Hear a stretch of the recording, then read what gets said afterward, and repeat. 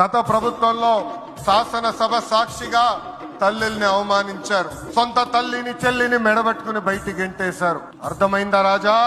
అర్థమైందా రాజా? పదే పదే మా నాయకుడు జగన్మోహన్ రెడ్డి గారి గురించి, ఆయన కుటుంబం గురించి మాట్లాడుతున్నారు కదా మీరందరూ. చంద్రబాబు నాయుడు గారి కుటుంబ సభ్యులు ఎవరు? అసలు ఆయన చెల్లెళ్ళు ఎవరు? ఈ మేనత్త గారు ఎవరు? లోకేష్ గారు అమరావతిలో శంకుస్థాపనకి, అమరావతిలో నారామహల్ శంకుస్థాపనకి ఈ మేనత్త గారిని ఎందుకు ఆహ్వానించలేదు? కుప్పంలో కట్టుకున్న ఇంటి గృహప్రవేశానికి మీ మేనత్త గారిని ఎందుకు ఆహ్వానించలేదు? హెరిటేజ్ లో వాళ్ళకి ఎందుకు భాగస్వామ్యం ఇవ్వట్లేదు? ఇటువంటి వాటికి కూడా మీరు సమాధానం చెప్పాలి. మరి మీ నాయనమ్మ గారి ఆస్తి మాత్రం మదీనాగూడలో చాలా విలువైన ఆస్తి మాత్రం లోకేష్ గారి పేరు మీద రాయించుకుంటారు.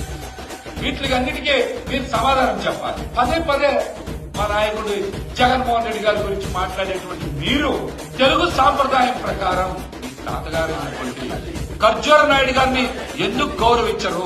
సమాధానం చెప్పాలి.